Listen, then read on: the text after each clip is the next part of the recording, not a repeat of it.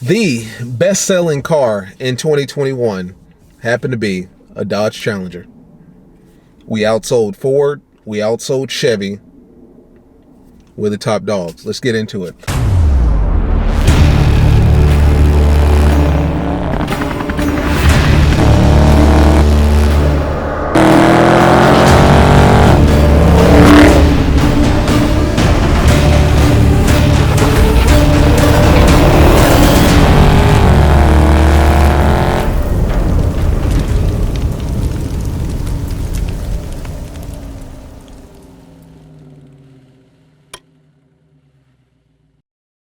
What's up, guys? It's your boy Knockout 360 with another video for you guys. As you can tell, I'm in a car that makes this a car vlog. You already know what's going down when I come around. Let's go ahead and get into it. Car content, car shows, car reviews, car meets, and anything and everything car related happens on this channel. So if you're into that, make sure that you stick around because you are in the right place. For everyone else, hit that subscription button as well as that notification bell so that you know what's coming out and when it's coming out, right? So let's get into it. As I already told you, the Dodge Challenger outsold Ford Mustang in 2021. Of course, we outsold Chevy Camaro as well because Chevy hasn't been on top since like the the early 2000s, late 90s. They've really been on a downward spiral. Let me give you the numbers here. 2021. Now, mind you, the Dodge Challenger platform hasn't changed since 2008 when it was originally introduced, right? Now, when I say change, we're talking about the basic design of it. You know, the body style, the boxy style, whatever the case may be.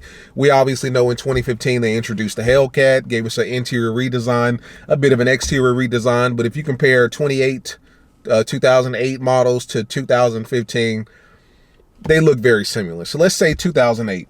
U.S. sales figures show that Dodge sold 54,314 Challengers in 2021, which was up 3% on its previous year totals, right? In comparison to Ford, who sold 52,414 Mustangs in the past year, which was down 14.2%, and actually the lowest annual total in the nameplate's history. For you Chevy boys, you love your Chevy so much. The Chevy Camaro continued the downward streak. It's been on for the past couple years. In 2021, it only came in at 21,893 units, down 25 or 26.5% from the previous year. And they're stating because of that decline, that pretty much will lead everyone to believe that Chevy is done with the Camaro in 2024, maybe even sooner. I mean, we came out with so many different iterations of the Challenger over the past years. I mean, we've got the Hellcat Red Eye, the Demon. We've came out with Super Stock. We've came out with the Jailbreak, Scat Pack Wide Body. Well, not the GT. GT only comes in the Charger. The TA editions. What else? Am I missing any? I think that's about it. But so many different iterations of the Challenger, it doesn't make sense for it not to be. Which kind of leads me to say, if it's not broken, don't fix it. Sure, we want interior updates. Sure, we want a redesign. But at the end of the day, if it's not broken, don't fix it. And it seems to me that what we have right now, the formula that Dodge has, is working and has been working for the past few years. And we shouldn't fix it. The Dodge Charger actually gets no respect when it comes to the muscle car world because it's a sedan and people don't look at it as a muscle car. They look at it as a sedan with high performance parts, whatever the case may be. So when it comes to American muscle cars, they'll always say the big three: Challenger, Mustang, and the Camaro. You know, they'll never mention the Charger, but even the Charger outsold the Camaro and the Mustang, if I'm not mistaken, in 2021. If it's not broken, don't fix it. Unfortunately, that's not the approach that Dodge is going to take in 2023 leading into 24. They are going to be fixing it, and rightfully so. It's time. I mean, like I said, the Challenger and the Charger were originally reintroduced in 2008. We got a bit of a refresh or redesign in 2015 with the introduction of the Hellcat, right? The almighty Hellcat that we all know and love. And then it's been the same ever since. I mean, the body style, interior and exterior, with the exception of adding wide body kits to it in different colors and different packages, graphics, so on and so forth, has been the same since 2015. So we are well overdue for an update and upgrade and up everything. You know what I'm saying? we're well overdue for that. And Ford is well overdue as well. Ford just dropped the GT500 a couple years ago, which was basically their answer to the Hellcat, 750 horsepower. I think it's a little bit lighter than the Hellcat, so, you know, it's definitely going to give the Hellcat a run for its money, but it was more expensive than the Hellcat. I think the GT500 was coming in right under 100,000, whereas with the Hellcat, you can get a Hellcat 80 G's, you know what I'm saying? Brand new, 80 G's plus, you know, 88 maybe. But at the end of the day, like I said, guys, if it's not broken, don't freaking fix it, you know? We've always been asking for updates and upgrades and redesigns and so on and so forth. And all Dodge kind of gives us is bigger tires, bigger wheels, bigger supercharger, bigger engine. And that's about it. You know what I'm saying? Like, if you compared my 2020 to my 2015, there's no difference whatsoever. The only difference is I'm seeing 392, I'm seeing Scat Pack. That's about it. You know what I'm saying? That's literally about it. Everything else is legit the same. There is no difference whatsoever, man. I mean, as SRT pops up on my driver dash right here. This isn't SRT, by the way. It's not me, it's Dodge. Dodge says that. But yeah, if it's not broken, don't fix it, man. I mean, we'll have another, what, year and a half, 2 years of this platform, and then I believe that Dodge is just going to just completely break it up, which is why we're doing this whole 24 months of muscle, because Dodge is basically getting rid of everything, pushing everything out, and preparing for the future. The reality of the situation, guys, is we have to prepare for the future. I'm going to make a separate video on what the future holds and how the future looks, but I watched the Consumer Electronics Show, CES, for 2022.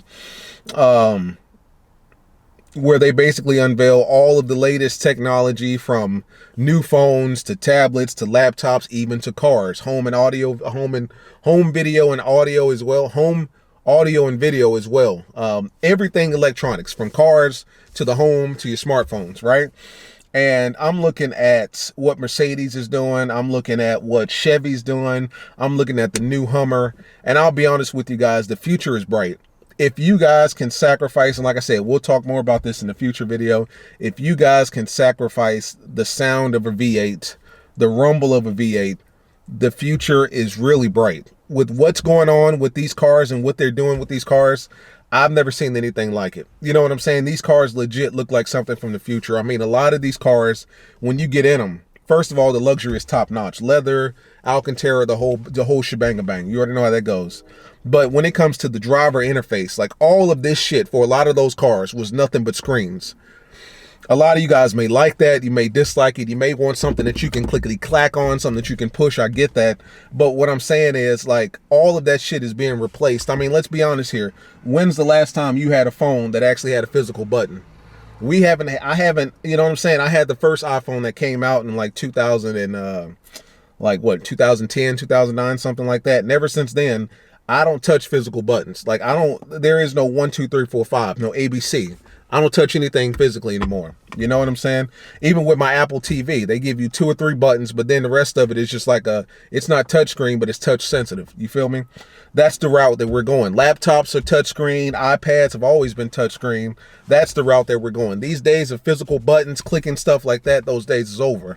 These cars have one big, maybe 2 screens, and everything is voice activated or touch activated. It's immaculate. The future is bright, guys. I'll be honest with you. We'll talk about that in a future video. But what I wanted to say was that the Challenger remains king for another year. We've been king for the last, I want to say 2 years, maybe 3. Slowly beating Ford. What people talk so much shit about the Charger and the Challenger being heavy, lacking aerodynamics, lacking luxury, creativity. Because realistically, our car has been the same since 2015, maybe even 2008 if you want to argue. But at the end of the day, if it's not broken, don't fix it. And this is evidence of why you just add stuff to it. Don't take anything away. Don't even redesign it. Don't even refresh it. Just add stuff to it. 700 horsepower, put 717. Scratch that. Put 797. Scratch that. Put 807. Scratch that. Put 840. Just give them more. 275s all around, scratch that, put 305s, and a wide body fender flare. Just give them bigger everything. Just give them more. Just throw more on there. That's Dodge's approach. Just throw more on there. And it's worked. It has worked significantly. Ford is down. Chevy has consistently been down. But Dodge is going up. And this may be, you know, a telltale sign as for what we're leading up to in 2023, 2024. You know what I'm saying? And I'm excited about it. I'll be honest with you. We're kings. We always have been. I'll say this again. I know I've said this probably 3 or 4 times through the course of this video. If it ain't broken, don't fucking fix it. People are still going out there buying 2016, 2017 scats like they just came out yesterday. People are looking for scats. People are looking for cats everywhere. I don't know anybody that doesn't want a scat or a cat. You know what I'm saying? People are still, you know, these cars are still highly sought after. Even as old as they are, even as gas guzzling as they are in the world that we live in, well, gas is $3+ for a lot of you guys, $4+, $5 for you guys on the West Coast. No matter how bad gas gets, people still want these cars. They're willing to pay at the pump. They're willing to pay at the dealership. They're willing to pay for these cars. They want these cars. You know what I'm saying?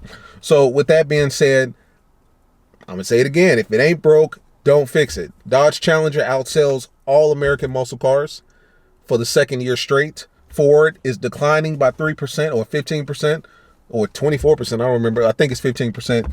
Chevy doesn't even exist at this point. They're going to phase out that whole Camaro situation.